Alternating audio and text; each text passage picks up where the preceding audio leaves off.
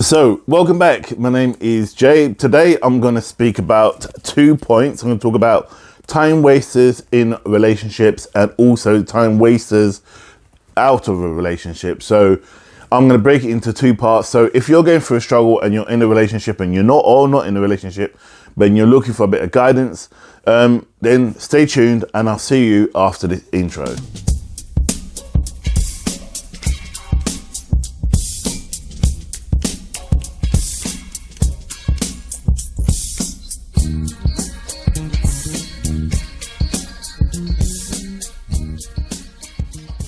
So welcome back. My name is Jay. I'm from Carnac Holistics, where we learn together and we grow together in the sight of God. So today, yes, I'm talking about relationships again.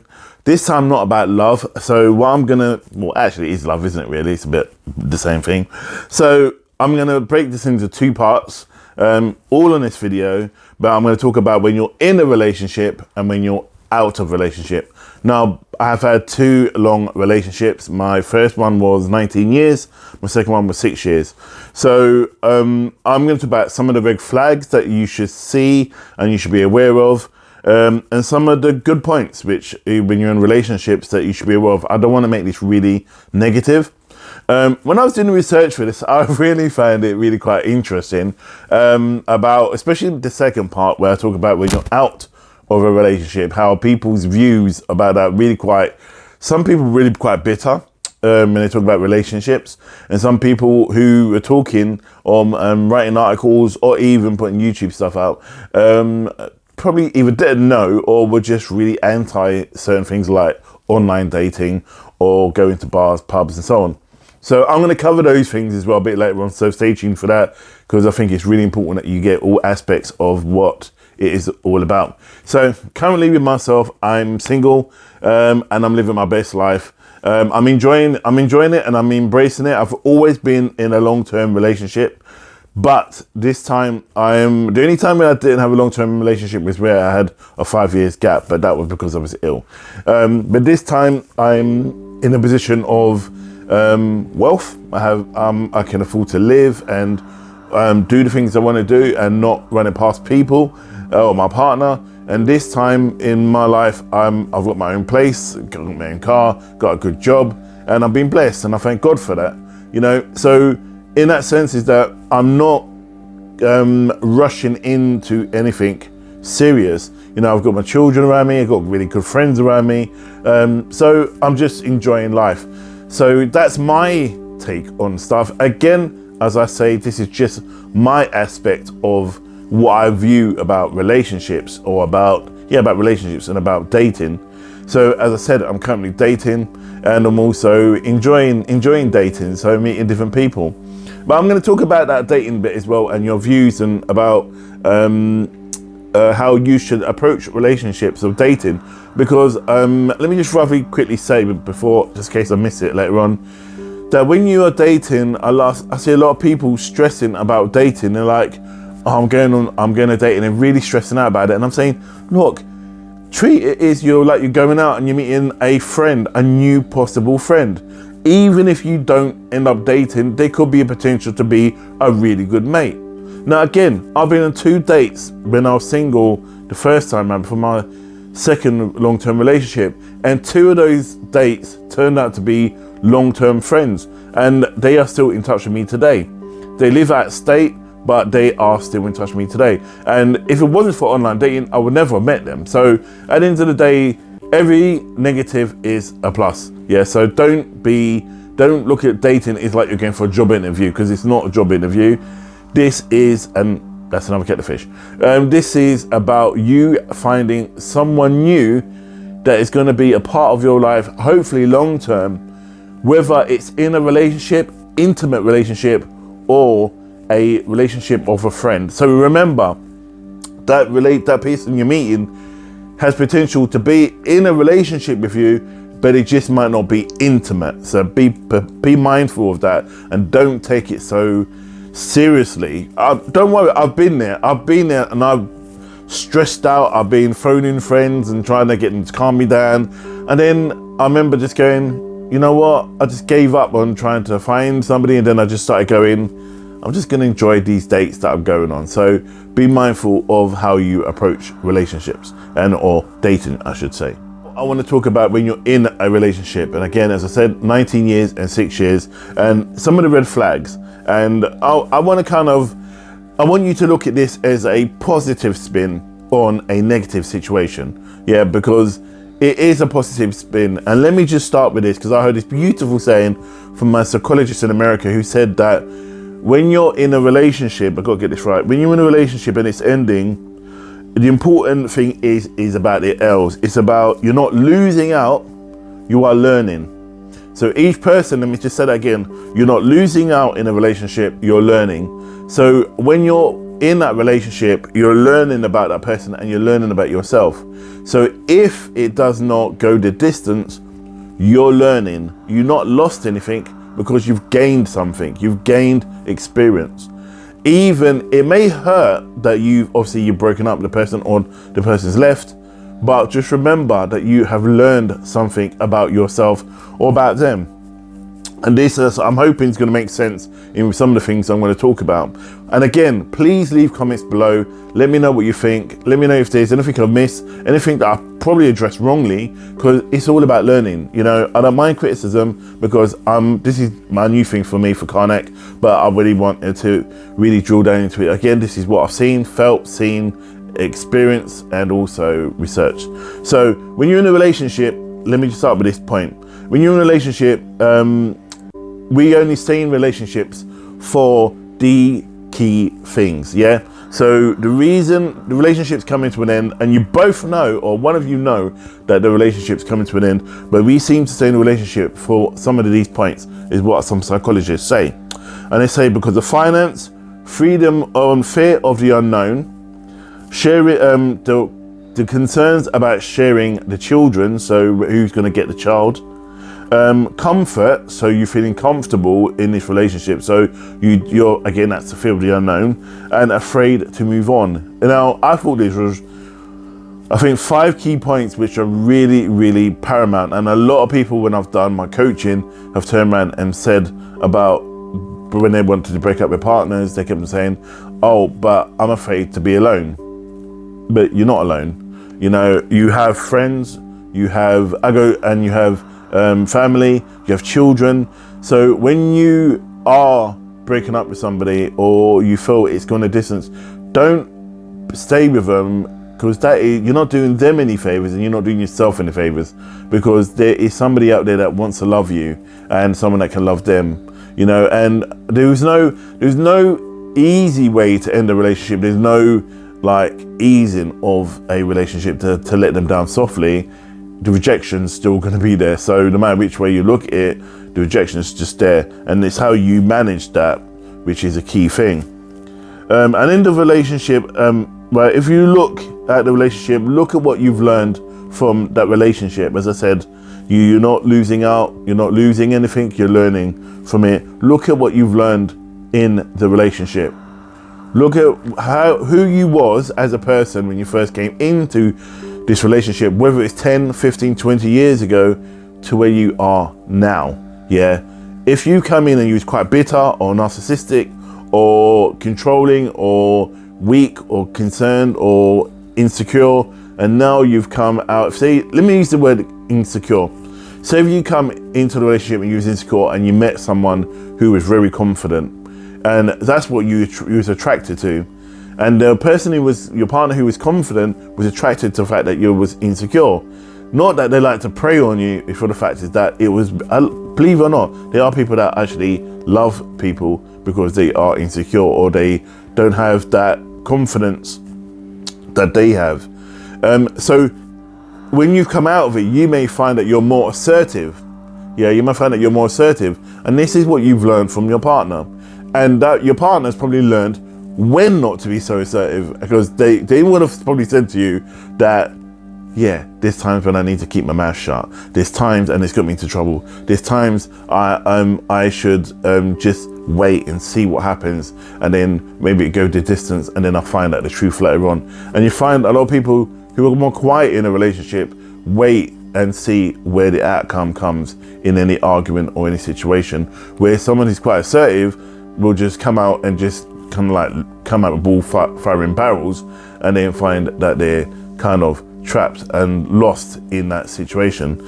So the other point is, what I want to talk about is that look out for the blind spots. There are blind spots in relationships. I just want to have a look at my notes here because this bit is really important.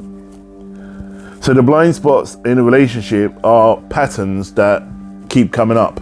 So let's say you've been dating, you're in a dating game, yeah? And then you've been dating people and you go through, it's been a year or so, and then each relationship seems to last 3-4 months and then ends. Look at the patterns that you've been going through. Look at what's been going on for you. Look at how you've been in a relationship. And the next point is going to be kind of key to what I'm talking about now, because it's going to explain probably some of the patterns and probably some of the mistakes that you could be making. So look at what you've become. Are you controlling? Are you needy? Do you want to know where the person is 24/7? Do you always want to be on that phone call even though they're working? Are you the type of person that don't want to communicate or you keep yourself to yourself? Are you the type of person that would just rather stay in than go out? Are you the type of person that wants to go out than stay in? Are you the type of person that is more vocal about stuff and having a strong opinion? Are you the type of person that doesn't like having regular sex, believe it or not? And are you the type of person that wants sex 4 or 5 times a day? And I knew, I'm sure laugh, but a friend of mine was talking about, he met this girl and it was just like, he said, he was basically, he called himself a sex addict, but I don't think he was. I think he was more like, he just enjoyed the intimacy with people. And with this girl, when he met her, he was with her, and over a period of 6 months, 8 months, they were together. He just felt like he was just wanting to be with her and wanted to have sex with her, right? So the problem was, she wasn't like that, because she just felt like he was just nothing but a hoe. But that wasn't the case. It was for the fact. So I said to him, what you need to do, you need to talk to the girl, right? Going to talk about communication later on. You need to talk and explain your situation, explain what you're about. And this is where the important bit I'm going to speak about in a minute is so key, because if you don't tell the person what you're about and what your I suppose your traits are, they can misconstrue it to be something else. Yeah. So really, you probably are your intimacy, you may feel is just having sex with them when it could be just cuddling. Yeah. And maybe it's something that you need to shift a bit. And so I kind of said, we kind of broke that down. We were chatting about it. It was actually in Costa Coffee. And we were talking about it. I said to him, maybe you need to just not want to have sex. Maybe you just like the intimacy to be close to her and not actually have intercourse. So he said, I'll give it a try. And he actually did. And it actually works. And then, obviously this relationship didn't last, but the second one did, because he brought that on board, that he knew where the cut-off point was. He said to me, even though he was holding the person, he felt he had to have sex with her because he thought that's what he should be doing, or they may think bad of him. And so I don't know where all that come from, but either way, he learned from it. So, which is good, because it goes to show that not everything is black and white, and relationships aren't black and white. So people, next, what I want to talk about is a honeymoon period, right? And everybody goes through this, and it is bliss. It's when you're walking through the park, skipping, and you're holding hands, and we love each other. It's a 3 to 6 months of the beginning of the relationship. That is the bone cruncher of it all, right? That is that is a make or break. And again, I want to stress, don't put too much emphasis on this. Do not try and feel you're doing a business transaction with this person, because I have seen and again, I've been guilty of the same thing, right? And I want to talk about this a bit later on as well, but I've been guilty of the same thing, is where when you meet the person, it's almost like you're making this big, massive donation to charity. You're like, want to be with this person, and you're thinking, right, I got to think, would they get on with my children? Would they get on with my family? Would they get on with my friends? Would it go the distance? Hey, chill out, brothers and sisters, chill out. Chill the hell out, please. What you should, the key to this, and again, I'm talking from experience, is looking at getting to know the person. I'm coming to something else about this, and I want to make this really fundamentally clear. I feel like a preacher. So what I want to make clear is what you should be learning about each other is some of these points, and I'm going to read these, because I kind of wanted to pinpoint some personal ones and some ones I've come across when I've done some research. So some of the things within the 6 months is that you don't know what they're going to be like after 6 months to a year, right? Clear. Of course you won't, because you've only known them. You're beginning to get to know them, right? So you can either do one or two things. You can talk to them about these points, or you can kind of like work it out. This is a bit more in depth because it's a bit like I call it the Columbo effect. You need to pinpoint when they're going through these situations and see how they act and how they act with you. So let me start. Who are these people when money's tight, right? Now, who are these people when money's tight? We all know when we go through money's tight, we become somebody else, right? We come to the devil incarnate. So be aware that these people may, yourself as well, you yourself change when you go through your money's tight. I know how I do. The other point is, who are they when they are stressed? Who are they when they are stressed? When they're stressed at work, when they're stressed with family, when they're just having a really bad bloody day and they are just going, I don't want to see you, and they just like lock off, right? And they're thinking, oh, it's me, blah, blah, blah. Or they say they want your time, or they dump all their problems on you, right? So be mindful of that. The other point is, who are they when someone else comes into the picture, right? So you're with this person for a year, and then someone else comes into the picture and they show an interest, and and then your partner shows an interest to them, right? Because whether the relationship's going for a bit of a hard time, I don't know, but I'm just playing devil advocate here. What I'm trying to say, I'm talking, like I said in my last video, when you first meet somebody, you as an individual send off this beacon. You're like a radar, right? You're like this echo, pulsating out that you are no longer on the market. There's no longer this desperation. And that's why I say with people, when they're single, don't be desperate. That's how you attract the people in. So when you're single, when you're together with somebody and you're dating somebody and it's honeymoon period, you put off this beacon of honeymoon period and you're really happy, you're really good. You attract the people that want to date you because you're good at all together. It's what you do in that time is what makes the relationship long and last. Now, some people take up the opportunity. Some people get the number just in case. Some people just take two fingers here and move on, right? My advice would be, I'm going to talk about this in a minute. But I'll come back and actually move this up a bit. Is the 3 T's: talk, talk, and talk. Talk. Just talk to each other. Talk to each other. That, look, I was in a bar and this guy approached me and blah, blah, blah. What did you do? Oh, no, sorry, I'm with someone. They were persistent. The guy's going to really, really value you for saying that, because he's going to think, my girl's been hit on, and all guys like to know that their girl's been hit on.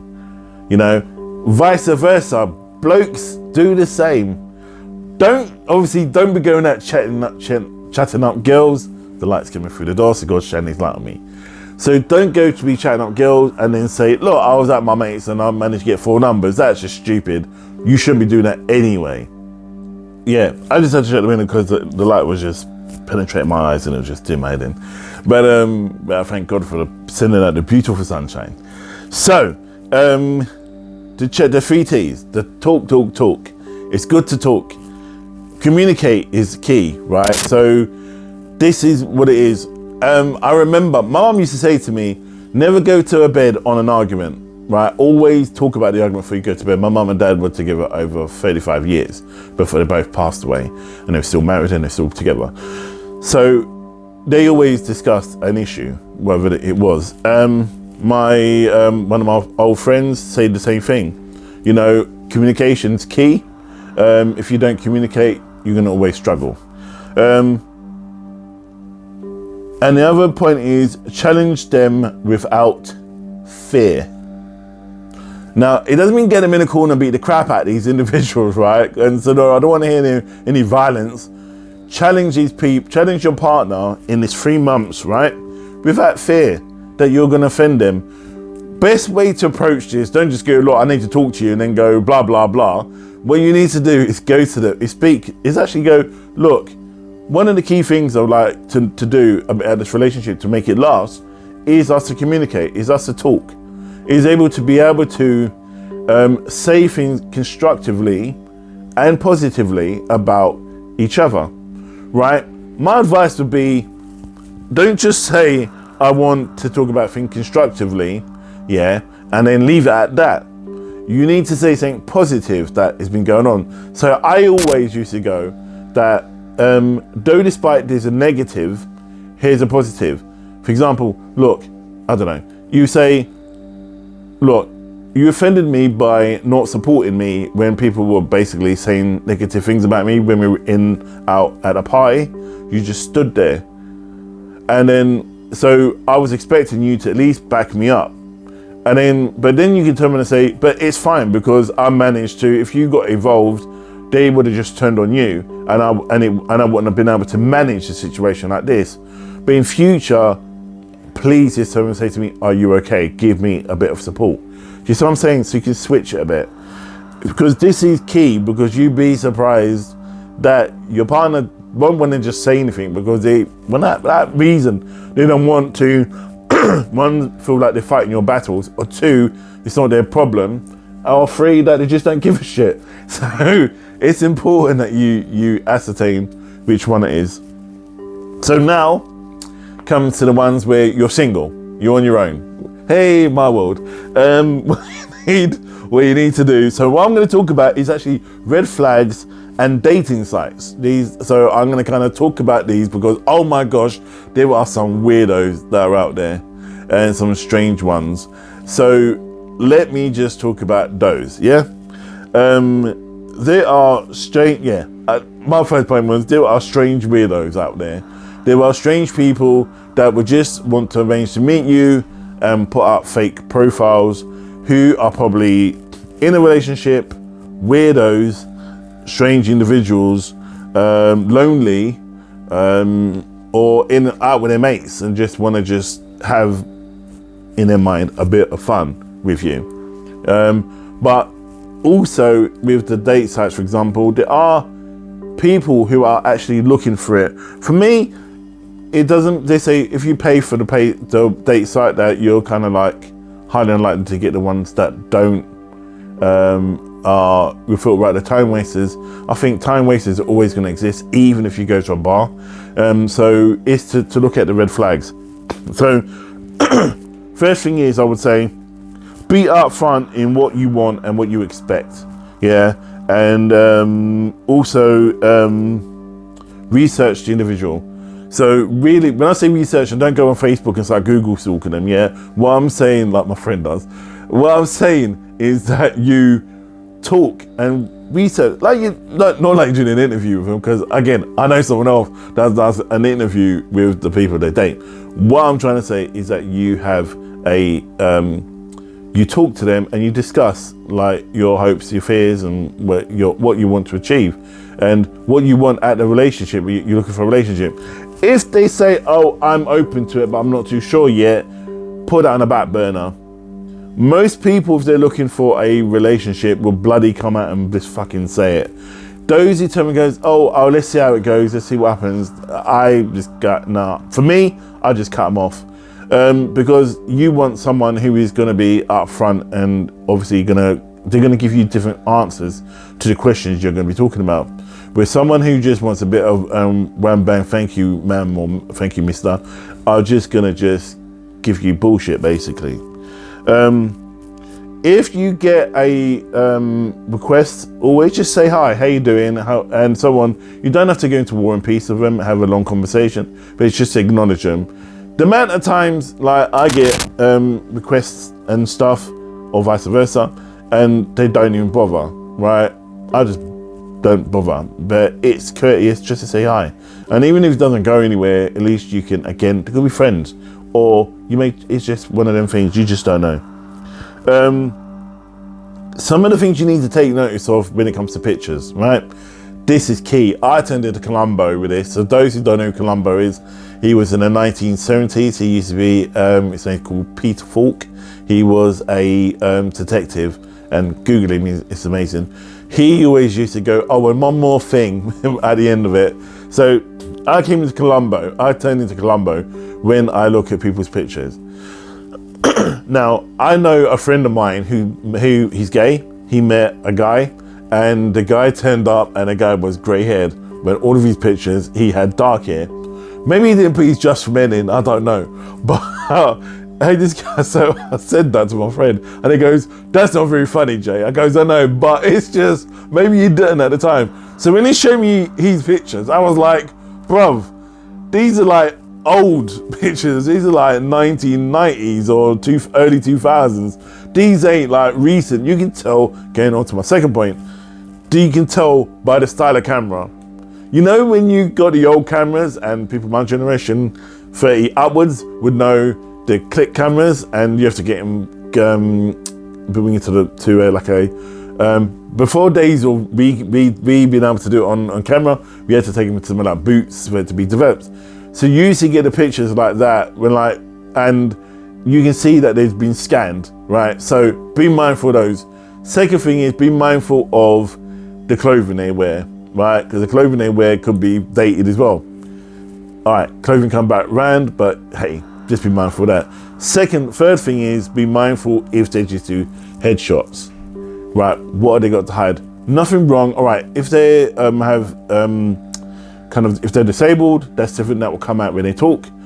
But if they've got headshots, what else is going on from who is standing here or who's standing here? Yeah, or who's got the arm around them?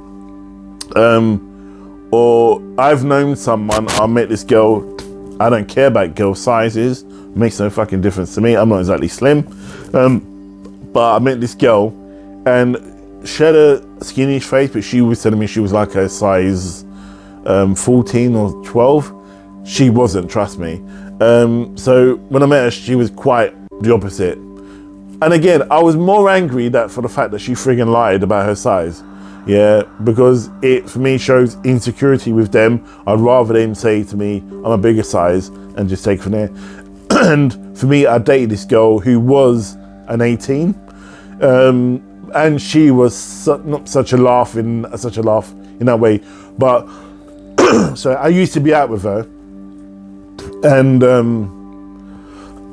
yeah, I used to be out with her, and then she used to be hit on by all these drop dead gorgeous guys, and she goes, I always get this, and I goes, I'm not surprised because you just radiate this amount of love and life soul at the party that everybody wants to be around you.